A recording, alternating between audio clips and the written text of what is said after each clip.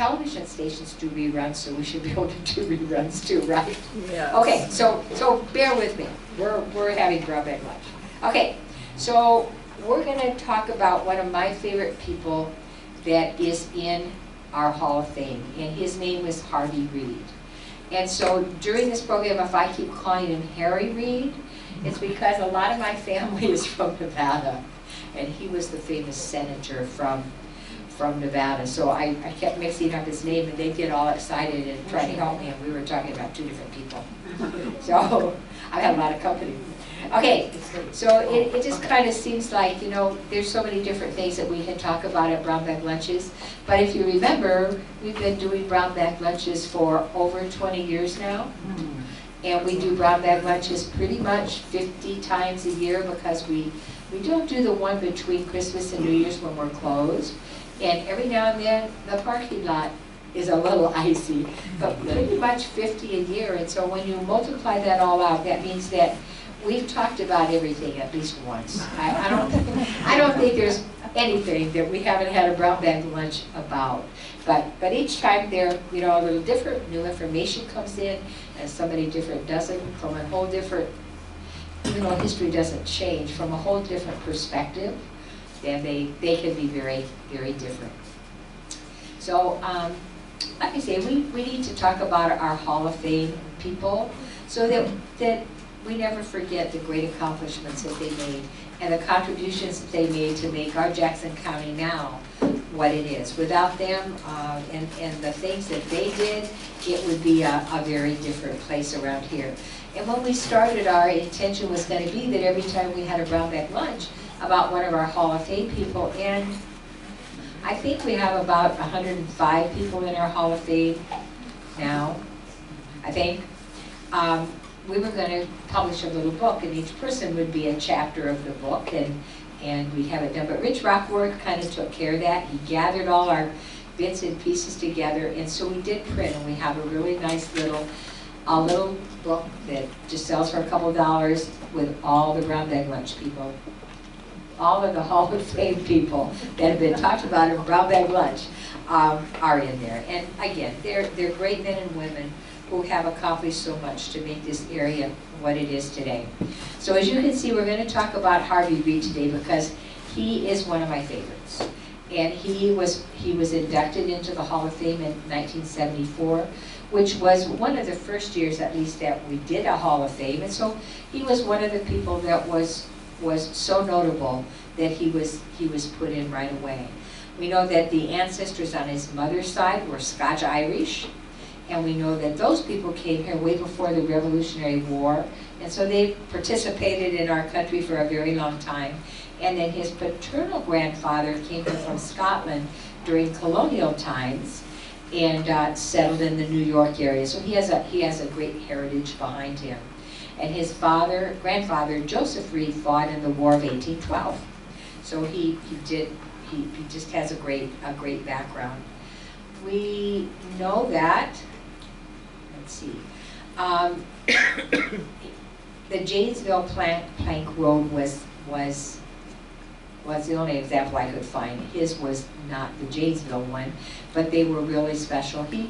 When Harvey Reid was born March 30th of 1842, and he was born in New York, and that's where his father, William, was born. Then his family moved to Racine, Wisconsin by 1844 by way of the Erie Canal. His dad was a carpenter, and he later built and operated a hotel and a store on the Plank Road between Racine and Janesville, Wisconsin.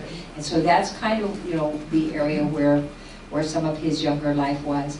The Janesville Plank Road, we're told, is one of only 16 privately owned toll roads.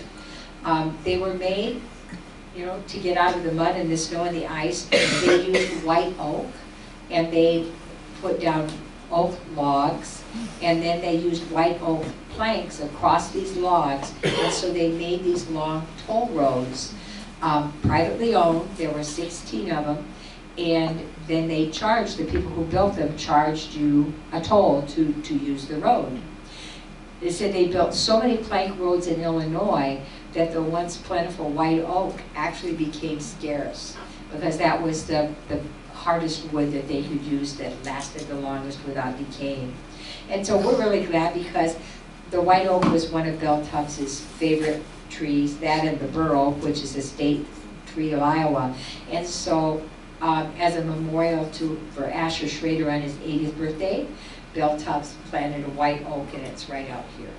And it's usually the last one to lose its leaves, so you can probably, when you leave, tell which one it is. But that white oak was the kind that was used to build these roads. Sorry. So the Reid family lived there for a while on this very famous road, and experienced having a hotel, and as people were moving through and that sort of thing. And then they gradually moved westward. Harvey Reid, who we're talking about, attended common schools, and when he was 17 years old, he actually taught 3 semesters of school in Wisconsin. He worked in his father's store, and then he entered the University of Wisconsin, and so he was going to go to school. We don't quite know what for, I don't think. But then came the Civil War. And Harvey Reid was a liberty-loving person, and he had a great heritage of military. So he enlisted in Company A of the 22nd Wisconsin Volunteer Army in 1862. So then that meant that he became a member of the Army of the Cumberland that we've heard about. He took part in the battle at Thomas Station, and then at Brentwood, Tennessee, he was captured, and he was thrown into Libby Prison. I'm sure we've all heard about Libby Prison. It was one of the worst. It was well known for its terrible conditions. It was overcrowded. There was so much disease. People were dying of disease. No sanitation. People were starving. It was just an awful place to be. But he did survive this, and he was released, and he went back to his regiment, and he joined Sherman's force at Chattanooga, and he took part in Sherman's march to the sea. And when he finally mustered out of the Army, he came to Sebula in Jackson County. He arrived July 8th of 1865, and he came here because his folks had eventually moved here. So he came here, and he joined his folks. So as I was reading this about Liberty Prison, I remembered that at the other museum in our military display, we have 3 very interesting little artifacts. And they were hand-carved from wood by a prisoner in Libby Prison. And I wonder if maybe it was Harvey Reid, and maybe he brought those back with him. I'm going to check that out. So one of them I remember is a needle. It's just about this long, and it has an eye, and it's just carved out of wood, maybe white oak, but I don't know that. And the other thing is a little American flag that's wavy on a pole. And I wasn't over there again. There was a third item, but I think maybe he's the one that brought those back to us from Liberty Prison, because he had a great deal to do with the founding of the Jackson County Historical Society, so, that would make sense. Okay, so we know that he came back to Sebula in 1865, so remember, the Civil War is just coming to an end. When he moved to Sebula, it was really sparsely settled. There was hardly anything there. There had been very little growth, but it just happened that in the same year that he moved back, the Sebula Gazette newspaper was founded by a Dr. Fairbanks. I'm not sure, I think this is probably a later picture, but it's the only one we have. But the Sebula Gazette paper started up and was going strong. They did things like establishing a public library back then. So Sebula all of a sudden just made a big leap forward. And you can see that for a young man like Harvey Reid, there would be a lot of opportunity there, because there were a lot of things that they needed. And so he would bring a lot of benefit to this fledgling community. One thing that Sebula did have that was kind of ahead of some of the rest of the cities of Jackson, the little towns in Jackson County, is they had a really strong school system already. So this was the first schoolhouse in Sebula, as you can see. We know that this was one of 2 ward buildings There was another one built about this same time, and then there was a central school. And so all of the children from all the area around would try to get into Sebula to go to school. Another thing that Sebula had, that started in Sebula, maybe about this time, there was a blacksmith shop of Jerry Kierkegaard. And this picture isn't dated, so it's hard to tell if it was quite that old. But this was Jerry Kierkegaard's blacksmith shop in Sebula. And the sign along the top, if you can't read it, I think says Economy Carriage and Wagon Works. And the lower sign reads J.L. Kramer First Class Harness Sales. So they must have joined together and built this building and started this business. So little businesses were popping up all over. And one thing that's interesting about Harvey Reid, because he came so early, was that if you go from one Jackson County history to the other, you can kind of see where he was and what he did and how he grew. So in the earliest, kind of one of the earliest, the 1878 Jackson County Directory, he has an ad in there, and he's listed as a fire and insurance agent. And there's a little ad that he has in that wonderful little book that's up in the library. So he is a fire and insurance agent in Sebula. But at the same time that he was doing this, he was also the bookkeeper for the P.G. Stiles Iowa Packing Company. They were packers and provision brokers for the Iowa Packing Company. Well, I've tried over the years to find pictures of the Iowa Packing Company in Sebula. It was very, very large and really, really important. I've never been able to find a photograph, but it was one of the very largest pork packing houses in the state of Iowa back then. And then they shipped their pork out all over everywhere.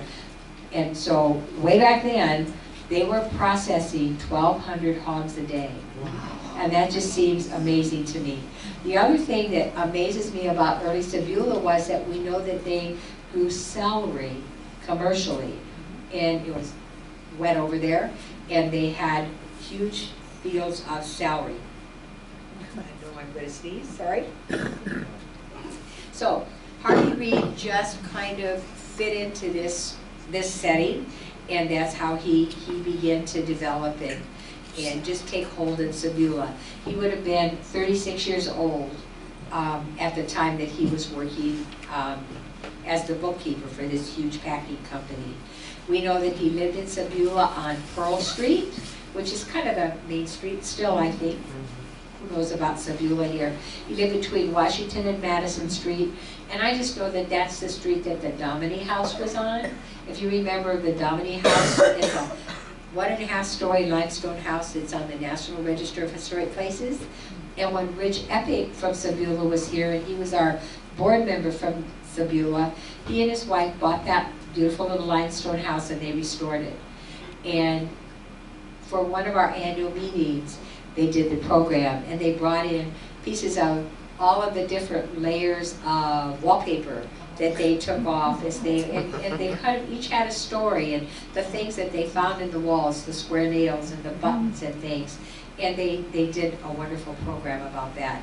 And so that little house is, so Rich Epic, when he resigned from the board, I think he wasn't well, and they moved to Tennessee. So he brought us all of those things. So we have bits and pieces of this wonderful old house, and it's fascinating. When he left, he sold it to his neighbor, who was just going to use it as kind of overflow when he had company and that kind of thing. But it's just a beautiful little house, and it's on Pearl Street whenever you're there. So then if we move on to, okay, well, maybe I better say, so while he was in Sebula, he married a lady by the name of Nettie Allen, and they had 3 children, Ella, Ada, and Mary. And his parents by then lived in Preston, and his wife's parents lived in Miles, and so they were just well stationed in the county. He became the master of the Masonic Lodge of Sebula, and he was just kind of a natural born leader. Then if we skip ahead 10 years to the 1889 portrait and biographical album, there were several pages in there about him and a large photograph. In January of 1886, he says in that article that he left the Iowa Packing Company because he was elected by the people of Jackson County to be the Jackson County treasurer. So he quit his other jobs and he was full-time Jackson County treasurer. He did such a good job that he was elected to a second term, and he is said to have been one of the most trusted and popular public officials ever in Jackson County. He belonged to the Eastern Iowa Veterans Association, the Union Veterans Association, the Masons, the International Order of Odd Fellows, and the Knights of Pythias. So he was a joiner, but he did a lot of things. Then in the 1910 Ellis Histories of Jackson County, Ellis, in volume 2, talked about Harvey Reid, Harvey Reid, and he was a merchant, by then an author, a political leader whose labors had been a telling force in promoting Jackson County's progress and development. Little by little, since he was working in Maquoketa, he ended up moving to Maquoketa. In 1890, he had a store in Maquoketa, Harvey Reid's family shoe store. And you can see that there. That's one of his ads. I think it's interesting that his partner was a Butterworth. So I don't know which Butterworth, W.J. Butterworth, but they had a shoe store on Main Street, which I don't have a picture of either, but I'm trying. We would love to have a picture of that. Harvey Reid Shoe Store.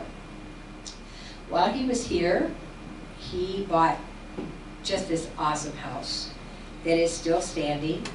It's at 409 West Maple Street, so it would be next door to the Lowell Henry house, is that right? I look at our realtor. Okay, and across the street from maybe where Bob Osterhaus lived? Okay, so that kind of gives you the jump right down the street on Maple Street. Bob Cabins lived there, and Kathy Brady lived there, and now it's people from out of town that own it now. It's Okay, blue. and it's blue. It's blue now. And somewhere, I had more recent pictures of it, but you know. But anyway, beautiful, beautiful little house. Just, it's quaint, and it's just so nice. And one of my favorite houses in Maquoketa. But that was his house when he lived here. I think, okay, Yeah, that's the house pretty much as it looks that's today. probably how when Kathy lived When there. Kathy Brady lived there, yeah. So I always try to, since it was my favorite house, I always try to get Kathy to let us do a tour, you know, a house tour, and come to her house, but she never would let us do that. But I tried. That's a fairly recent picture because she put up that vinyl fence Okay, not too long before she passed away. So that's, and it's got the big garage in the back. And okay. And I did go through when it was for sale, after Kathy Brady was there when it was for sale.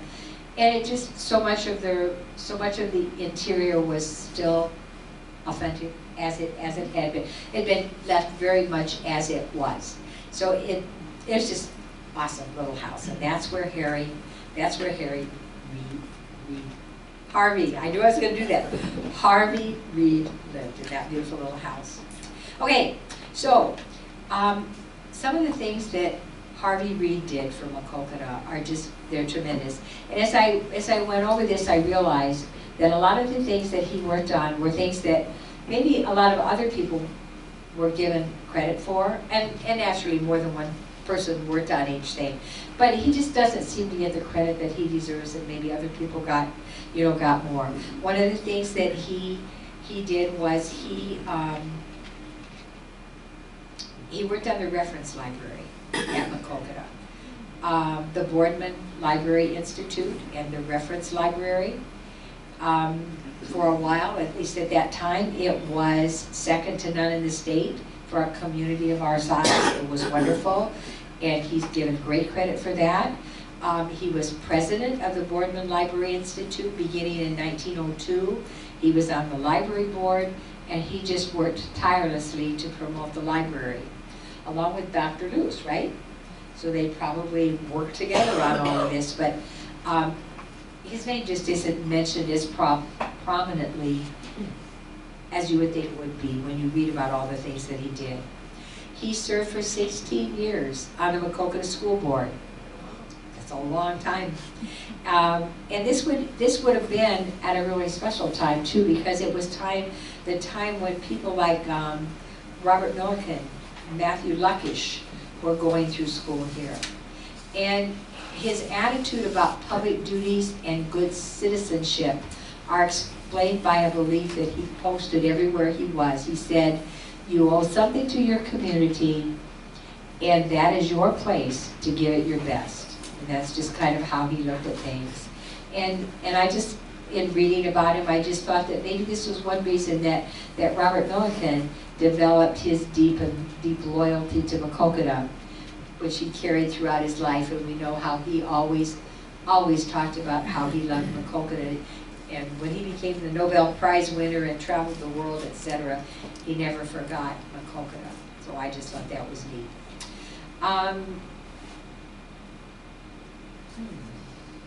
Oh, okay. Something happened to that. Let me see. Maybe that's where I want to be. Okay, so he became he loved to research. He was a very, very intelligent man, and he began to write books, and he became quite famous as an author. And it was interesting to me again that much of what Ellis wrote, J.W. Ellis wrote in his 1910 history, came from the writings of Harvey Reid. So he doesn't get the credit maybe that he should. Ellis did give him credit in the 1910 history for writing the following volumes. He wrote A Sketch of Enoch Long, an Illinois pioneer. He wrote In the Shadow of the Gallows, a true story of an Iowa pioneer. Souvenir of the 50th anniversary of the Hellion Lodge in Maquoketa. A little book called What Made Maquoketa. Pioneer Colonies of the City and Vicinity. The Geographical History of Jackson County. My favorite book, The Life of Thomas Cox. He wrote that for the State Historical Society. And he wrote about the early military history of Iowa. And what I don't think we have found, he wrote over 100 biographical sketches of Civil War veterans from here. Have you, Jeannie ladies, anybody come across that? I don't think we have that. But over 100 biographical sketches of Civil War veterans. So maybe we have it, his name isn't on it. I don't know, but kind of need to look at that.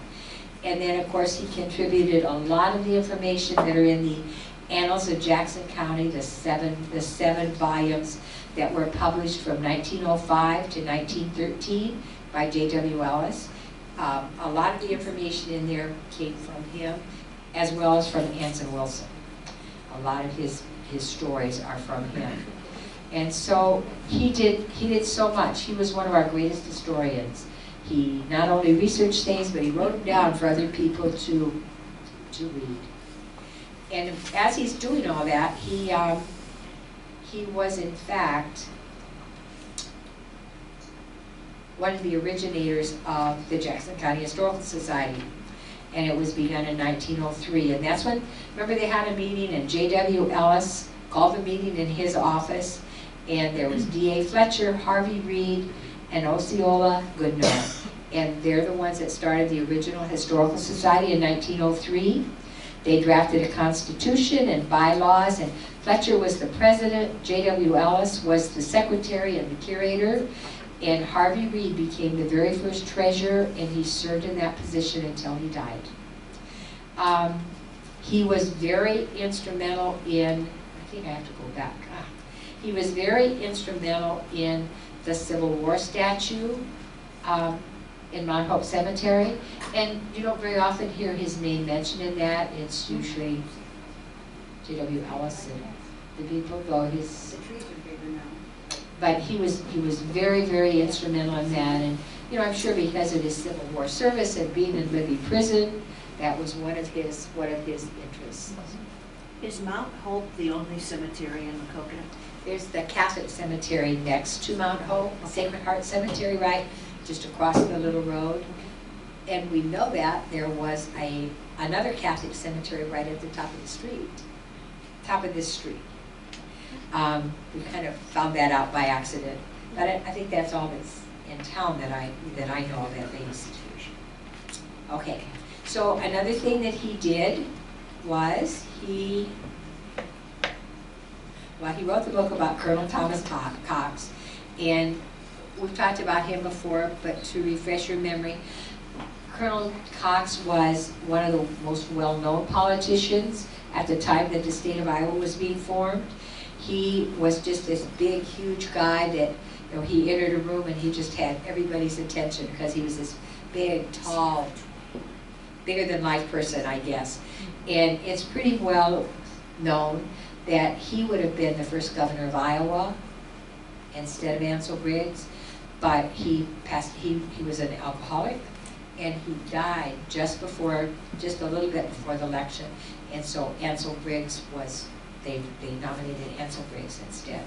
They were good friends. Thomas Cox was the founder of Bridgeport. He was at Bridgeport, and he wanted to make Bridgeport into the county seat, et cetera, et cetera. So he has a wonderful story as well. And between all of those men, they pretty well formed the early state of Iowa, their laws and everything. So another thing that Harvey Reid was a moving force in was in moving the remains of Colonel Cox from Bridgeport, where he was buried, to Mount Hope Cemetery, and then they put this boulder in its place. He was buried under his favorite big tree in Bridgeport. He had a big double log cabin there, and that's where he passed away and wanted to be buried. But as it deteriorated, then Harvey Reid and J.W. Ellis and probably some others got together and moved his remains to Mount Hope Cemetery. I've always wondered why they put the plaque right over the writing on the stone. Isn't that interesting? So I don't know why they did that, but they did that. There must have been a reason.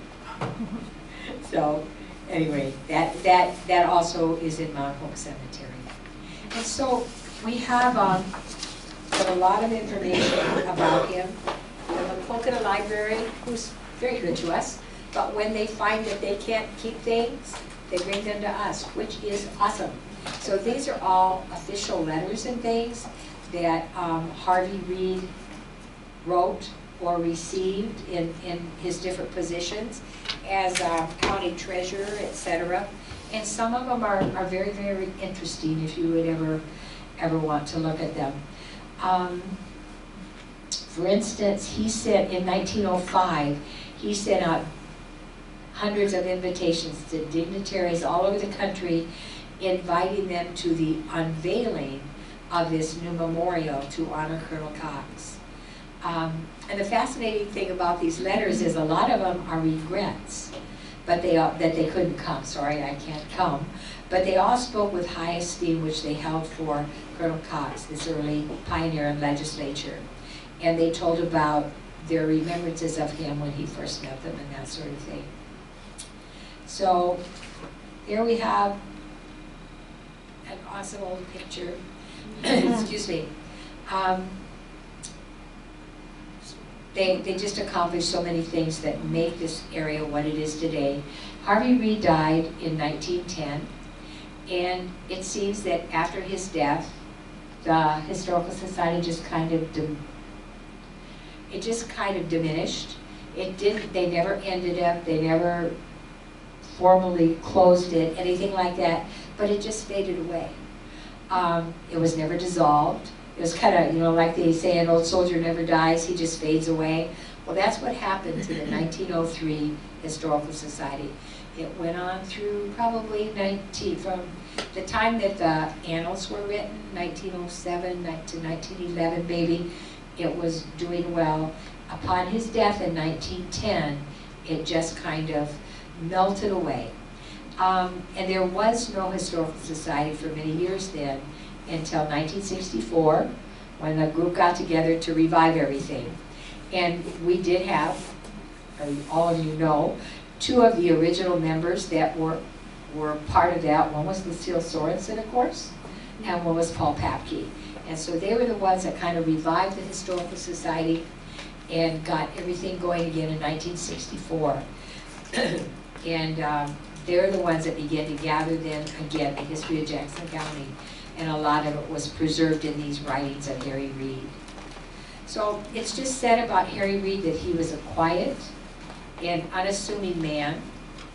We're going to go back to this picture here.